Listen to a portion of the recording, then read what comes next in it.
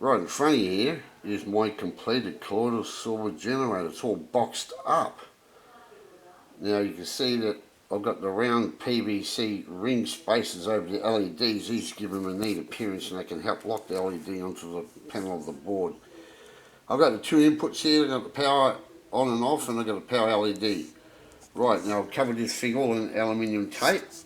Give it a nice neat look. And the input power at the back is a 9V DC 2.0 amp guitar pedal power supply, which is plugged in over there. Right, now these are my electrodes here, 99.99% pure silver electrodes.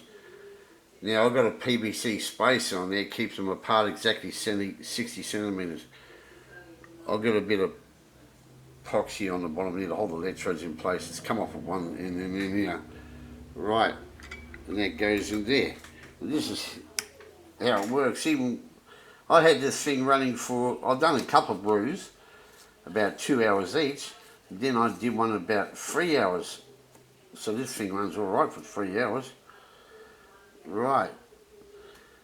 And you can put a multimeter set to the milliamp reading in series with the positive output here to the jar, and you can measure your current draw. So anyhow, that's about it. I've got two more circuits to build yet. I've got two more boxes to build. One for my latest Frenchy generator, which I designed using the data supplied to me by the mysterious light glyphs on the surface of the water in one of my experiments before. And I've got a light listener circuit, so I can monitor the light and convert it to sound from that water to see what it says.